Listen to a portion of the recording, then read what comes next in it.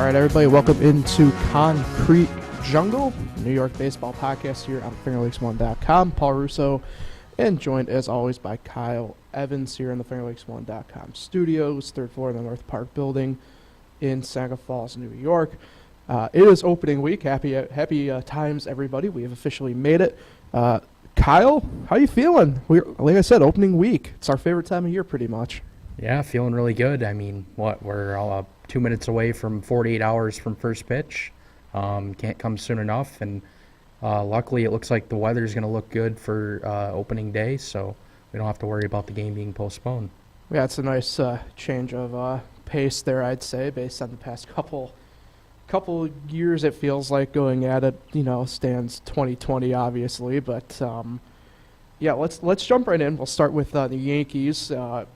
Their main headline comes from top prospect Anthony Volpe, because he will be the starting shortstop Thursday for the Yankees. He officially gets the nod as the opening day shortstop, and the call up, more importantly, to the big leagues. 21-year-old shortstop said, "This has been a dream since I can remember. I'm probably the same as a lot of kids my age, a lot of my classmates, a lot of my teammates. This is all of our dreams for it to become reality." It's hard to even put into words. Someone that we discussed last week a little bit, obviously. Who would it come down to, him or Oswald Peraza? We'll touch, obviously, more on Peraza here in just a minute. But for Volpe, big stuff here, right? I mean, top prospect for the Yankees, and to be the starting shortstop for opening day at 21, something that we haven't seen really too much since Jeter, in all honesty, right? So it will be interesting to kind of see how this plays out. But Kyle, you were spot on with it last week. I gotta give you credit. Yeah, it just felt like since camp opened up that he's just done everything right on both sides of the ball. I mean, he hit all spring. His defense was tremendous. He just earned it. You could tell that he really wanted it, and he went out and did it. And Peraza obviously had a solid spring as well, and he's a very good player as well. But Volpe did more than he did to earn the starting spot. So to you here, we'll start with Volpe. What type of expectations do we have for him kind of going into opening day at this point? And really, I guess maybe for the season. I mean, I'm expecting him to probably be there the whole year. I mean, I can't imagine him doing maybe that bad, but I mean, I suppose it's possible he gets bad enough that he does get sent down, right?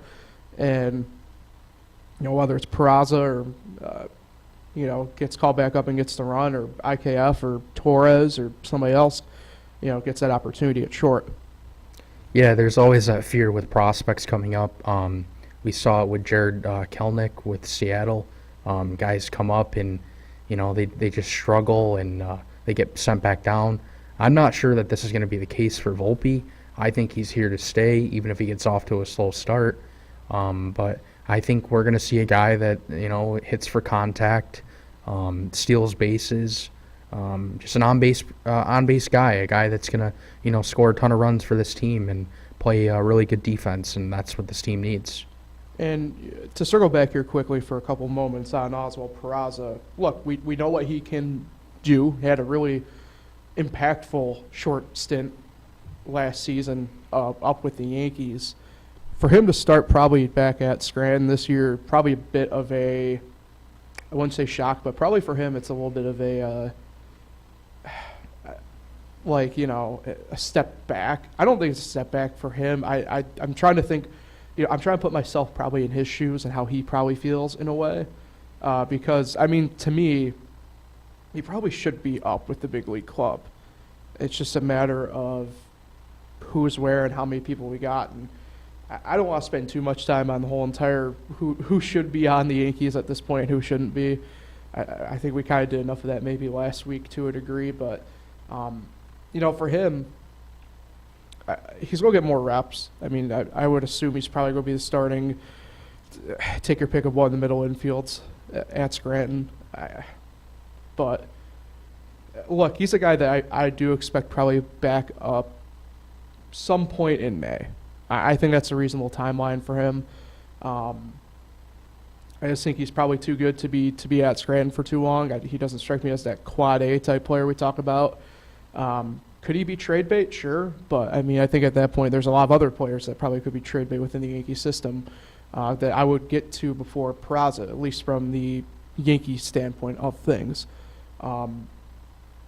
So for him, kind of sucks, but part of baseball.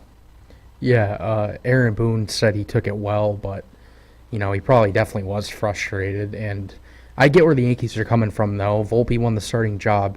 You don't want Peraza to kind of just sit on the bench more times than not. Even if he's getting a start here and there, that's not what you want from your prospect. You want your prospect to be playing every single day. And maybe that's kind of what factored into this. Unless, a guy or two struggles, I feel like we won't see him, like you said, at least for a couple of months. Maybe he is trade bait, like you said, too. We'll just have to see. But I think it probably all depends on how Volpe does play when, opening day comes. Like, is he going to come out there and, struggle for the first couple of weeks? Is he going to come out there right away and dominate like he's done all spring? I think that's kind of something that we have to keep an eye on. I think for me too, I have a hard time. I have a hard time believing that, as much as I'd like for him to stay, like I talked about last week, I have a hard time believing IKF is going to be a Yankee all year. As much as they are quote unquote riding with him, I have a hard time believing if he comes out of the gate rough that Donaldson will be around for a while. I think, they'll find a way to try and offload that contract. And injuries. I mean, it's the Yankees we're talking about here. There's bound to be an injury or two where Peraza will be up pretty quick, sooner than later. Yeah, that's the thing. If Josh Donaldson wasn't on this team right now, I think Peraza is easily on this roster right now. 100%. Even though he doesn't play a ton of third, I think that they would be so confident with him that they might even give him starts at third and just kind of shift the whole infield around. I mean, we got guys on the team right now that can play multiple positions, so that's good for this team. And to that end, you're looking at a guy like DJ LeMay, who's probably the DH opening day in a weird twist of fate because of it. So yeah, remains to be seen there. Let's stick on the semi-health mention here that I brought up. Carlos Rodon threw a 30-pitch bullpen session the other day. I believe it was actually technically yesterday on Monday. 30 pitches. Very encouraged. Everybody was very encouraged by it. So he'll remain with an extended spring camp, technically in Tampa, to begin the year. I think, and this is my main, thing with this. It strikes me because we were talking about this, when it first happened, like maybe is the timeline of it. But the timeline's been accelerated. He looks good.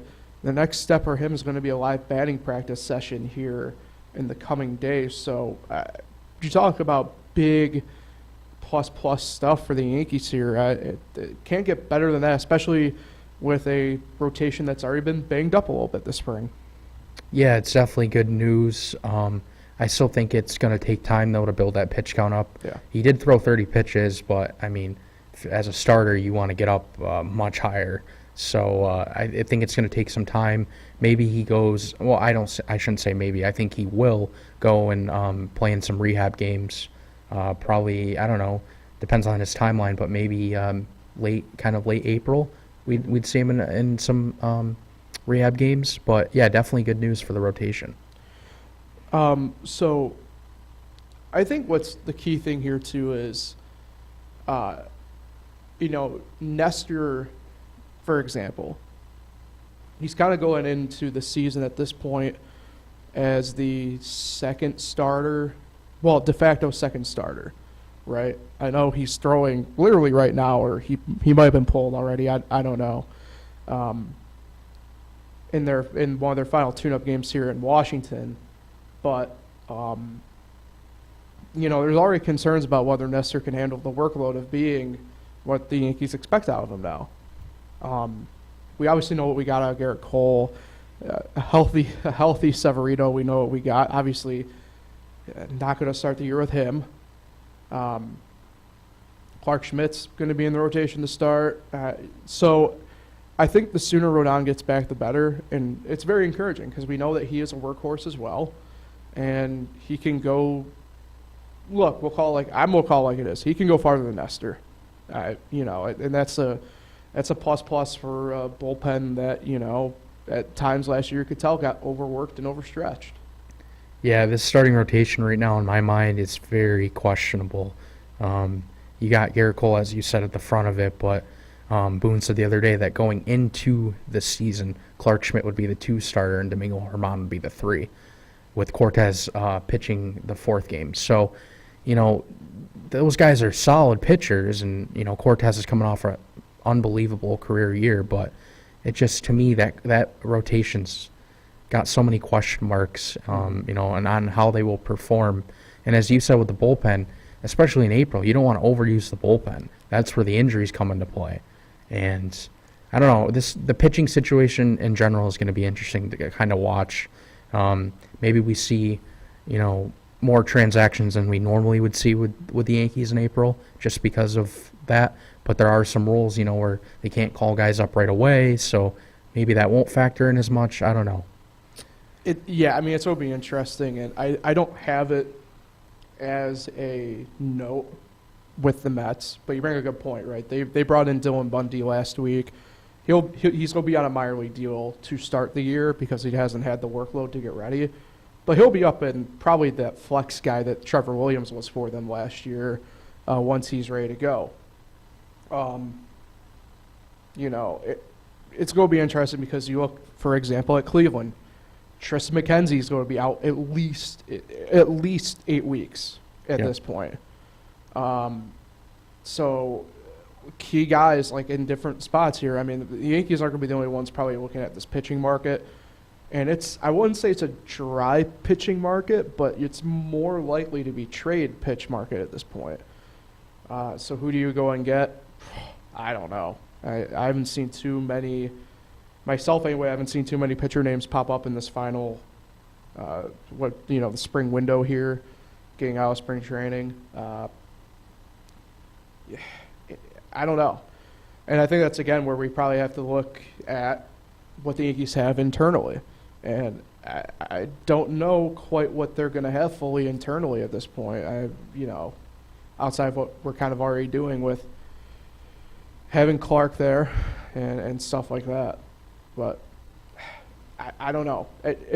It's tough, too, because, I think, like I said, you look around the league, and maybe it's a guy, excuse me, that it's kind of interesting what happened with Washington. And, we'll talk about this when we get to the Red Wings stuff of this here in a minute.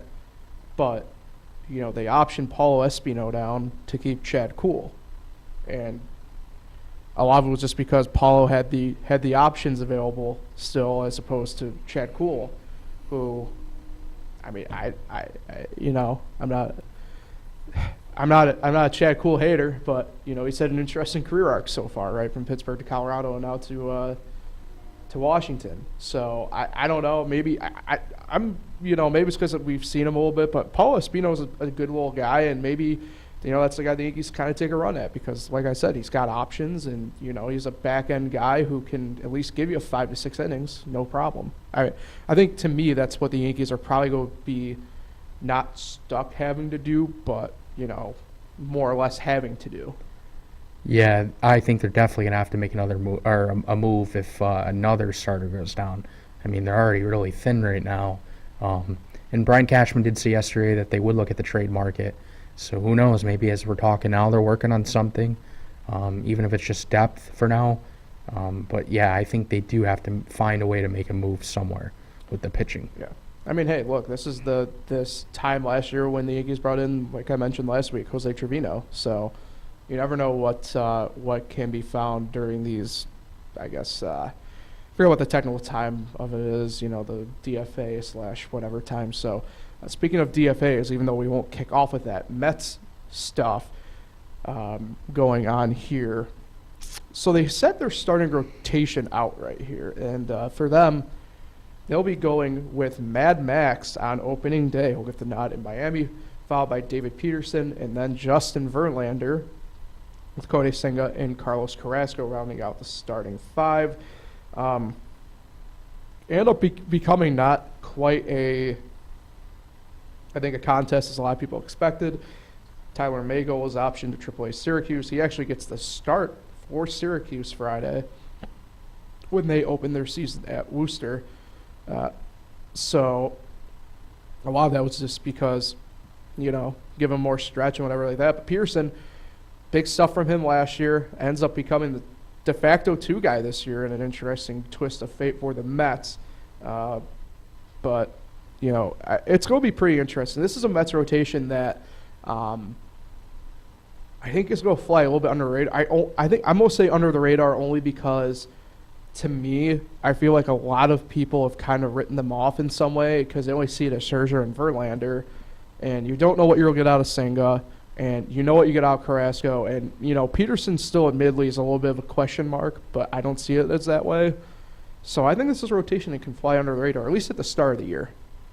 Yeah, as you said, it wasn't really a competition after all between Peterson and McGill because Peterson just had way better numbers this spring. But, I kind of agree with you there. As long as everyone stays healthy, of course, it's always the big thing. I think this rotation will definitely be one of the best in the league if everyone stays healthy. I do find it interesting that they're going to start the year off by splitting Scherzer and Verlander up. I kind of do like that, though, throwing in a lefty, between the two. But, yeah, I also want to see what they're going to get from Senga. You don't know what you're going to really get from him. If he dominates, then that rotation's really good. Yeah. I think an interesting part, too, here for me is, it's a weird – I don't want to call it a Met thing because, the Yankees have done it in the past, and we saw how well that went over with guys like Jabba, Phil Hughes, really going the Rolodex for this one, Ross Ollendorf. What can I get for Ross Ollendorf? But, they've done this thing with Peterson now since, more or less he made his debut in 19, and you get through the COVID year of 2020, 2021, and obviously last year. They've been playing the up and down game with him. They've been playing the rotation to bullpen stuff with him. I think this is a huge vote of confidence for the guy, and I'm very high on him. I know you're pretty high on him at this point as well. And the fact of the matter is, he's the lone lefty in that rotation, and I think that's an interesting bit here because, personally speaking, I always prefer to have at least one lefty in there. I'd prefer to have 2. I mean, like the Yankees kind of have in a way, but some of these rotations are all right-handers. Texas avoided it this year by re-signing Perez, but Texas for a while always just had right-handers, and it was just what are we doing here? Figure it out. And so now they have a guy. I think, does Cleveland have only right-handers in their rotation? Yeah, I believe, yeah. When healthy, I guess, now that we're going into the Tristan McKenzie area. But, yeah, I mean, I think a lefty's key to have in there. You need at least one, like I said. And Peterson's that guy. And I don't know if maybe that even played a little part in it. I'd imagine it actually probably did over Mago. But, look, how he brought the numbers. And, look, Peterson flat out outplayed Mago anyway last year. To me, the fact that there was even a competition this year in spring was surprising to me.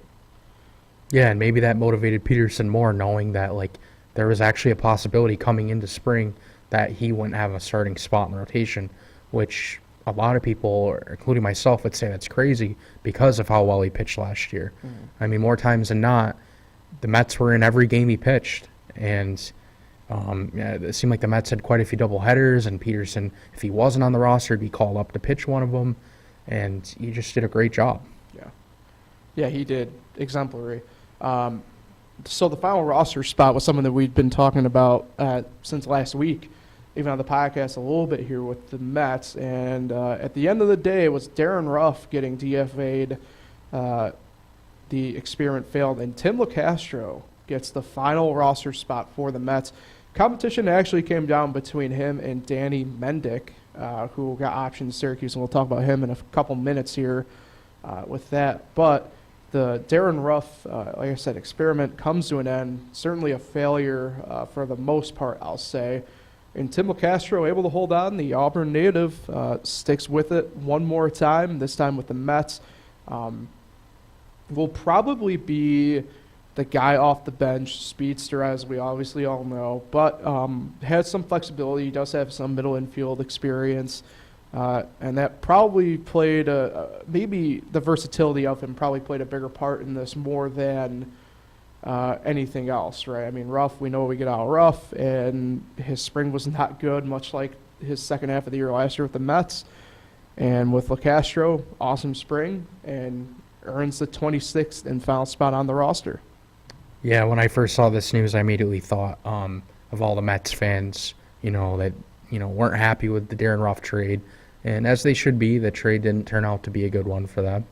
But then I saw that Tim Locastro would be making the roster because of that, so I thought that was really cool. As I kind of mentioned the last episode, now Tim Locastro gets to play for both New York teams, and he's from New York locally. So it's just really cool for him to earn that spot. And as you said, I think he'll come off the bench more times than not, maybe be a pinch runner in a late game situation. He did steal 6 bases in spring training, which for spring training, that's really good. I believe it was the most, wasn't it? Yeah. So just a cool story for Locastro. Yeah, and now, it kind of puts to bed, I think, the whole entire, you mentioned Mets fans, and namely one in particular that always sticks out for us with Darin Ruf. But it kind of sucks because Ruf, he just never could find his stride. And he's not a bad ball player, but I think it's very situational with him and environmental with him. I remember him coming up with the Phillies, and there was a lot of high hope. He was tearing it up at Lehigh Valley. Was a bit of a menace, if I remember right, with Rochester, anytime they played Rochester. And just got up to Philly, and it never materialized. Now, mind you, Philly at the time was just not the place to be, but at the same token, he just couldn't get going. I think he did. Was he in Japan and then went to San Fran or something like that? But either way, ends up in Japan, San Fran, resurrects his career more or less, and it just never panned out in New York, and it probably one of those retrospect things. Maybe it never would have worked out, right? It's one of those things where we talk about with Joey Gallo with the Yankees or Sonny Gray with the Yankees, and it happens across town too. It just does. I mean, Bobby Bonilla, I know it's the name that Mets fans loathe, but I mean, look, he went to the Mets and in the New York spotlight, and for him a home team more or less, and just could never get it going. And that's the way it is sometimes. That's the way the cookie crumbles. Yeah, I was just going to say, I think it was honestly just mentally more of like a pressure situation for him. Mm-hmm. Obviously, like you said, his career numbers, I mean, he has had some good offensive seasons, and I think the pressure just really got to him in the big moments. And maybe the trade to the Mets kind of caught him off guard a little bit. Mm-hmm. So maybe he'll find a new home and kind of get back on track. And I think at least in this decision-making process, at least right now, he was in a no-win situation to me. His other, we'll call it opposite end of the spectrum, with Daniel Vogelbach, who was having a, let's call it the way it is. He's having a putrid spring, awful spring. But he's the lefty, right? Darin Ruf, for being a righty, that's a spot where Pete Alonso can get a semi-day off and go ahead and DH, and they can plug and play other pieces elsewhere. And he probably, to me, would have probably had to bat like 500 in spring, which is just impossible. You know what I mean? Like the uphill task for Ruf was probably just insurmountable, in my opinion. Yep, and Ruf was actually dealing with a right wrist injury. I don't know if he would have been able to even make the opening day roster. But aside from that, like you said, he still struggled last year, so they were probably about ready to move on from him after Locastro had the spring that he had.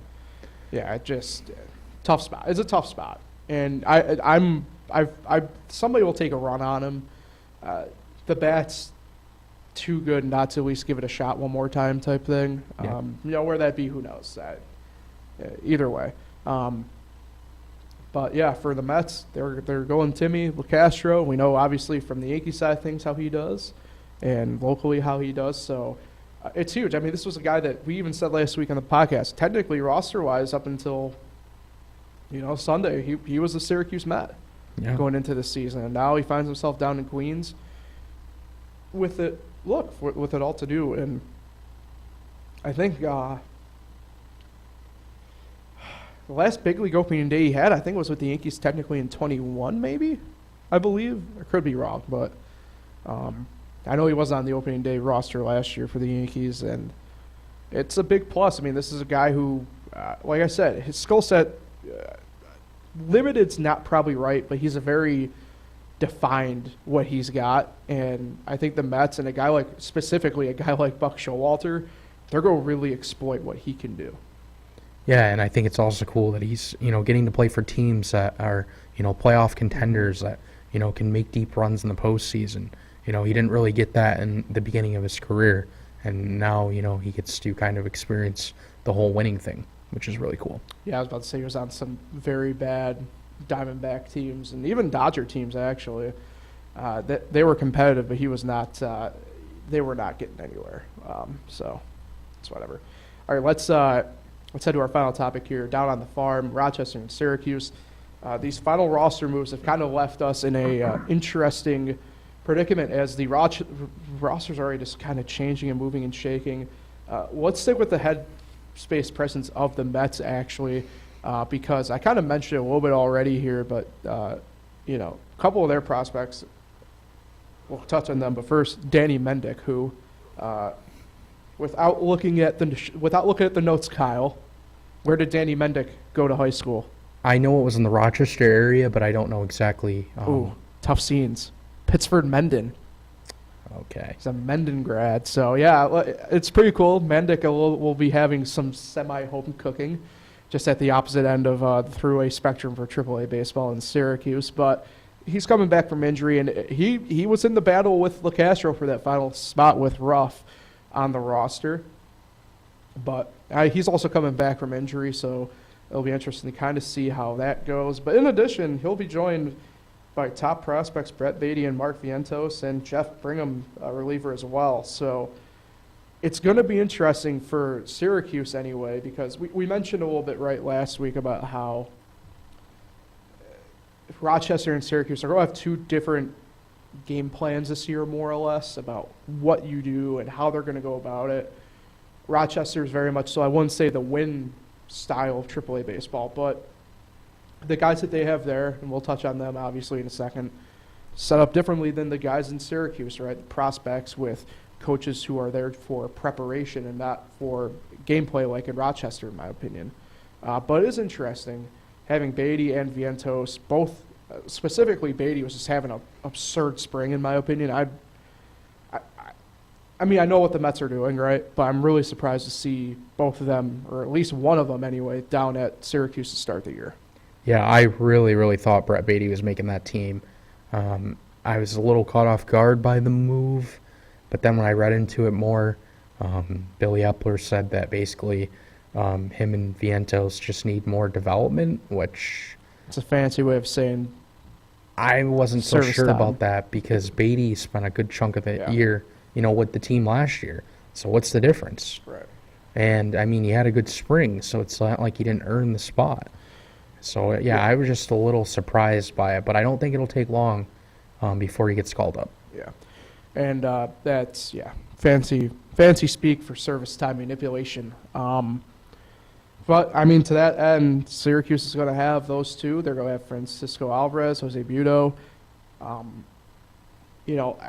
know what I just said, right? It's two different styles that both teams are going for this year in Syracuse and Rochester.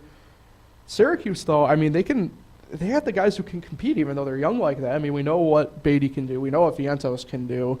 Vientos ended up being the best hitter, I believe, at Syracuse last year, outside of maybe Palka, who I think had more home runs technically. But, Alvarez ain't going to be batting 107 at Syracuse, by the way. Yeah, it's going to be that team's going to be fun. They're going to be doing a lot of mashing. Pitching wise, they still have some question marks more so with them than say Rochester, but it is a team that I do expect to probably compete a little bit in the International League East. Yeah, on paper, this team doesn't look as bad as, I shouldn't say bad, maybe look as talented as I thought they would be. But now, sending these guys down, they got a pretty good squad. The pitching is still a question mark, though, like you said. But other than that, I think this team will be maybe more competitive than they were last year. All right, let's talk about Rochester for a quick second. Obviously, their roster again changing as well. Saw Paulo. I already mentioned Paulo Espino in Jeter Downs. A bit of a surprising option to AAA Rochester through all the final roster cuts and stuff like that. If you see on the screen, you can obviously tell. But we already mentioned Colome. He was expected to start the year in Rochester anyway. Andres Machado, Willie Peralta will probably end up in Rochester, barring either of them just taking an outright release or a trade. Matt Adams, it's my understanding that he will be in Rochester trying to get back to the big leagues as well. I know we said he was on the Rochester roster anyway, but guys can request releases and stuff like that. So, it's pretty interesting. Again, I mentioned this is a Rochester team that I do expect to actually outright compete.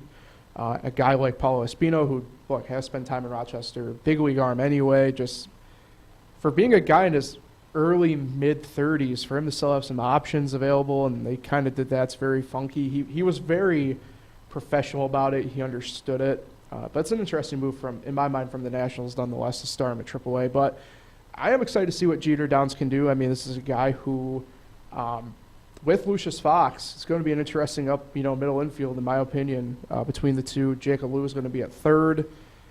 Kind of leaves who's going to be actually at first. Will it be Matt Adams or Jake Knoll? I kind of lean they'll probably go Knoll at first and then Adams at DH or something like that. But, but Knoll also has a little bit of flexibility. He can play second or third too, so who knows there. But look, interesting moves. Like I said, I think this positions Rochester better for the win now element of things more than anything else. Even though we know what specifically what they're doing with, say, Jeter, Downs, and Paulo Espino from the big league side of things. Yeah, for the fans that live in the Rochester area, it's probably going to be a good summer. I think this team will be competitive. Mm-hmm. There's some former big leaguers on this roster that could earn call-ups, but a chance to go watch them play. A lot of guys that I've recognized that they've been signing. Most recently, Chad Pinder. That was a pretty solid signing, I guess, for them. Yeah, he'll probably do the extended spring thing and then join Rochester's my bet. He was in camp with the Reds for a little bit, so I don't know what they're going to probably do. But yeah, they do have a workout tomorrow, so we'll see kind of more tomorrow. And I haven't seen anything on the Syracuse side of things, but I do know Rochester, they announced that 10-day games are going to be on the local CW affiliate here, which is very exciting, to be honest with you. Yeah. It's been a while since minor league games, just period, have been on TV here locally. I think since really they have to go back to the days when Time Warner Cable had this Time Warner Cable Sports Channel. They had, at least here in Senegal Falls, I remember it being primarily Syracuse Mets. Every now and then Rochester would sift through. So, it's an exciting summer ahead for Rochester, and they are home to get things going this weekend. I know I mentioned Syracuse is on the road, but we'll dive more into that obviously on Thursday. So, a lot to look forward to and a lot to get to between then. So, really do appreciate everybody for tuning in, whether live or after the fact here on Concrete Jungle. Catch up anytime on YouTube, Anchor, Spotify, or even though it's not Anchor anymore. Kyle, appreciate you as always coming on board here. So are you gonna be watching the rest of this afternoon final Yankee tune-up game, or? Yeah, for sure. Yeah, attaboy. And I think we're really gonna know more about like the finalized roster in maybe 2 hours after the game when Boone speaks. Yeah. I know that the guys that are still competing for those final spots are going to be playing today, especially that last outfield spot.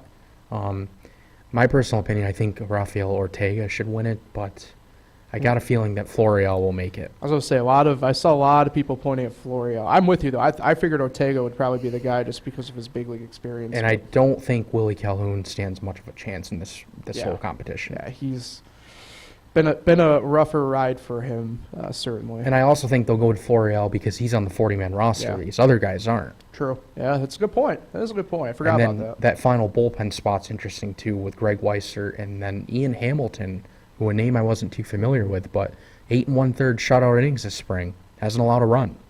So, but he's also on a minors deal, so that's another situation where if you add him to the roster, you got to make a 40-man move. Yeah, I mean, where Weissert's already on there. Yeah. So I think Weissert did enough just last year to earn that spot. So I'm with you on both, though. Everything I've heard, that backs up what I think, what you're saying. So I'm with you, Kyle. I'm with you 100%. Yep, definitely see in a couple of hours. Oh yeah. All right. So we will be back Thursday. We're doing it in the morning because it's opening day. And frankly, we just want to watch baseball. So that will be when we talk to everybody next Thursday at roughly 9:30 a.m. Until then, have a fantastic beginning of the week, everybody, and we'll talk to everybody then.